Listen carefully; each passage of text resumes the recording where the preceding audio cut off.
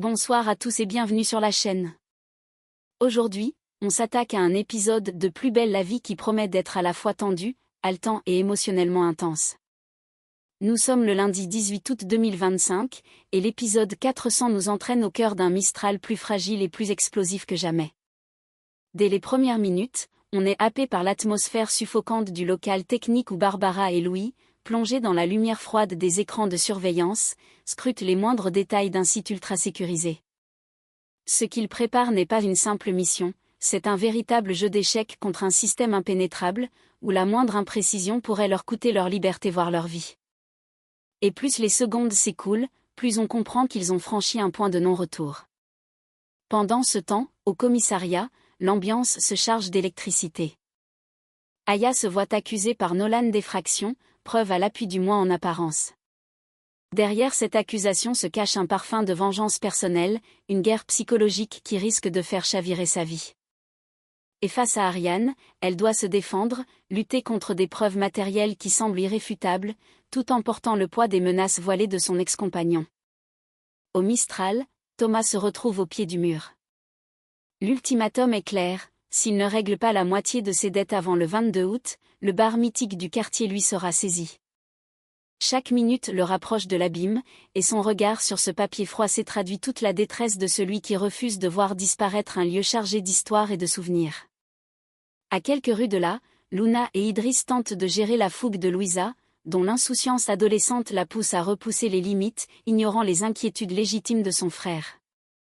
Cette scène, plus légère en surface, cache en réalité une lutte silencieuse entre liberté, protection et lien familial fragile. Et comme si cela ne suffisait pas, les secrets continuent de planer. Gabriel, qui n'a toujours pas annoncé son mariage à Thomas, joue avec le feu. Axel, de son côté, tente de faire le lien entre sa mère et l'homme qu'il aime, sans se douter des réticences qui se cachent derrière les sourires. Enfin, dans l'arrière-salle du Mistral, Thomas, seul face à ses plans et ses notes, s'acharne sur une énigme mystérieuse. Car sauver son bar ne dépendra pas seulement de l'argent mais aussi de sa capacité à déchiffrer un secret enfoui, peut-être la clé de tout. Restez bien avec moi, car cet épisode 400 n'est pas seulement un tournant narratif, c'est une véritable partie à haut risque où chaque personnage marche sur un fil, entre vérité et mensonge, amour et trahison, survie et chute libre. Et au Mistral, quand les cartes se redistribuent, tout peut arriver. Dans la pénombre du local technique, Barbara et Louis Roby sont penchés sur un écran où défilent les images granuleuses du système de surveillance du réseau des eaux. Les caméras révèlent un enchevêtrement de couloirs, de vannes et de portes sécurisées, baignés dans une lumière froide et métallique. Louis plisse les yeux, concentré, avant de se reculer légèrement de l'écran. « C'est franchement risqué, Barbara », souffle-t-il, presque à voix basse, comme si le simple fait de le dire pouvait alerter quelqu'un. On parle d'un site ultra sécurisé. Une intrusion là-dedans c'est pas juste dangereux, c'est suicidaire si on s'y prend mal. Barbara, assise à côté de lui, garde le regard fixé sur les images. Elle analyse chaque mouvement, chaque angle mort. Justement, on ne peut pas se permettre d'improviser.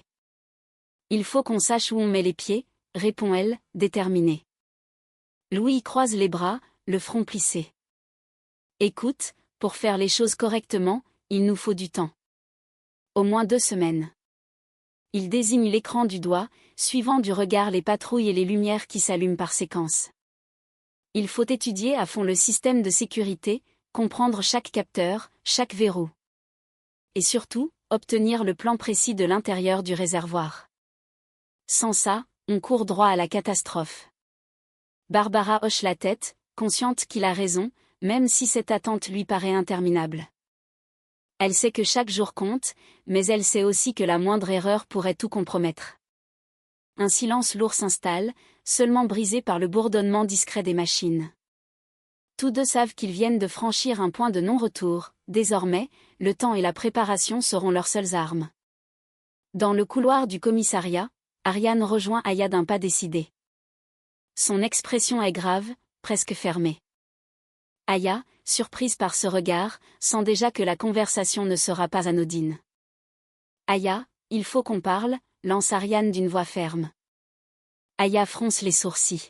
« Qu'est-ce qui se passe » Ariane inspire profondément avant de lâcher la bombe. Nolan a déposé plainte pour effraction. Aya écarquille les yeux, abasourdie. Quoi? Mais je ne suis jamais allée chez lui sans son accord. Jamais. Ariane croise les bras, son ton se fait plus tranchant. Je te rapporte juste les faits. Nolan affirme que tu es entré chez lui. Et il avait piégé l'appartement. Aya cligne des yeux, ne comprenant pas. Piégé? Oui. Il avait installé un dispositif avec un spray ADN. On en a retrouvé sur tes mains. Le sang d'Aya se glace. Elle secoue la tête avec véhémence. C'est impossible, il doit y avoir une erreur. Ariane soutient son regard, impassible, mais dans ses yeux se lit une pointe de doute. Erreur ou pas, ça ne joue pas en ta faveur. Tu vas devoir t'expliquer clairement.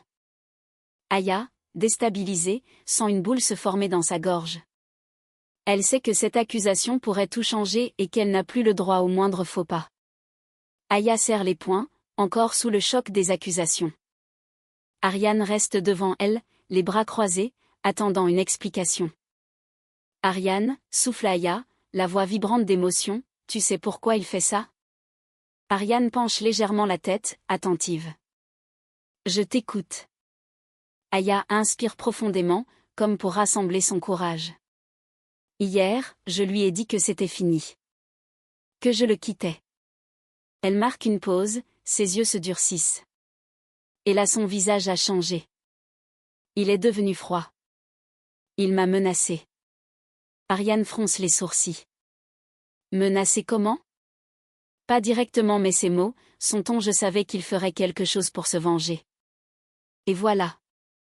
Cette plainte, c'est sa manière de me faire payer. Un silence tendu s'installe. Ariane fixe Aya, visiblement troublée, mais ne se prononce pas. Elle sait que, plainte ou pas, les preuves matérielles joueront lourd dans la balance. Pendant ce temps, au Mistral, l'atmosphère est tout aussi lourde. Thomas, accoudé au comptoir, tient une feuille froissée entre ses mains, l'ultimatum est clair.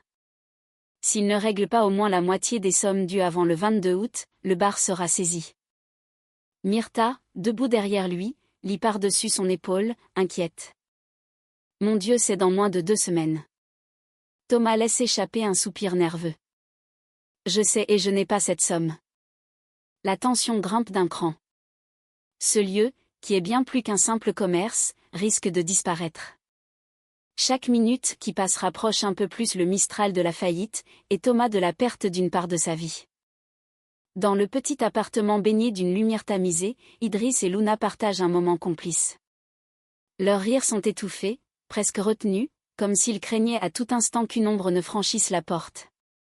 Car au fond, tous deux redoutent la même chose, que Louisa les surprenne. Idriss jette un coup d'œil nerveux vers l'entrée, puis à l'écran de son téléphone, où un minuteur clignote. Super, marmonne-t-il, agacé. Et maintenant, ça tombe en panne. Luna esquisse un sourire amusé. Tu stresses pour rien? Il secoue la tête, plus sérieux qu'elle ne l'imaginait. Non, tu comprends pas. Vivre avec ma sœur, c'est pas simple. On a 20 ans d'écart, on n'a jamais grandi ensemble. En vrai, je la connais à peine. Et là, on partage le même toit. Luna l'écoute, touchée par cette confession. Elle sait qu'il tente de jongler entre loyauté familiale et désir de liberté, et que ce n'est pas un équilibre facile à trouver. Au même moment, dans la cuisine du Mistral, Jennifer est assise devant une assiette de pâtisserie. Gabriel, debout face à elle, arbore l'air concentré du chef en quête de perfection. Allez, goûte celui-là, dit-il en lui tendant une nouvelle part. Jennifer écarquille les yeux, la main sur l'estomac. Gabriel, je crois que je vais mourir. N'exagère pas, il faut que je sache lequel est le meilleur, réplique-t-il, imperturbable.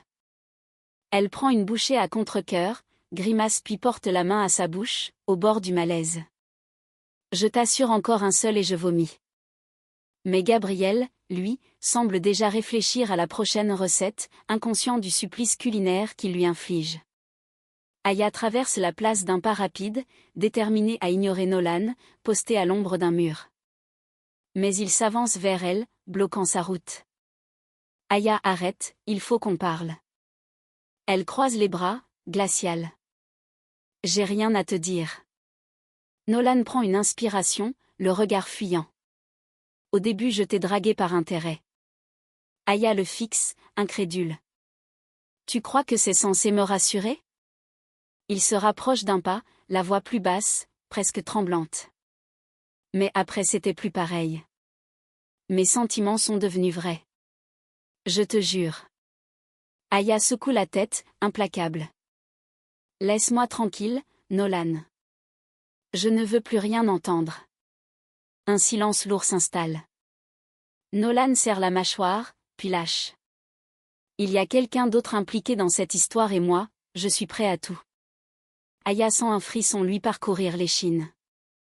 Elle lit dans ses yeux une détermination inquiétante, et ça ne fait qu'alimenter sa méfiance. Plus tard, dans un recoin discret du Mistral, Louis tend à Barbara une petite clé USB. Tiens. Les plans complets du réservoir d'eau. Barbara la prend du bout des doigts, comme si elle pesait plus lourd que son apparence. Tu es sûr que c'est fiable? Louis hoche la tête, mais son ton est grave. Oui, mais si c'est trop risqué, on laisse tomber. Je te le dis tout de suite, je ne veux pas finir en prison pour ça. Barbara baisse les yeux, inquiète. Et moi, je ne veux pas que tu mettes ta vie en jeu pour moi. Leurs regards se croisent, partagés entre solidarité et peur. La clé USB repose entre eux comme une bombe à retardement, prête à tout faire basculer. En fin d'après-midi, Marseille s'illumine des néons des cinémas et des terrasses bondées. Luna et Idriss patientent devant l'entrée d'un complexe cinématographique, scrutant la foule qui se disperse à la sortie de la séance. Idriss jette un coup d'œil inquiet à l'horloge de son téléphone. Je te rappelle qu'elle n'a que 15 ans et qu'elle ne connaît pas la ville, murmure-t-il à Luna, comme pour justifier son impatience. Luna esquisse un sourire rassurant. Détends-toi, elle va sortir dans une minute. La porte s'ouvre enfin et Louisa apparaît, sac en bandoulière, l'air enjoué. Mais au lieu de se diriger vers eux, elle leur fait signe de loin et s'approche d'un pas léger. Bon, je ne rentre pas tout de suite, annonce-t-elle, presque triomphante. Idriss fronce les sourcils. Comment ça? Louisa arbore un grand sourire. J'ai discuté avec la caissière, et devine quoi? Elle m'a proposé de voir un deuxième film gratuitement. Idriss échange un regard avec Luna, partagé entre incrédulité et agacement.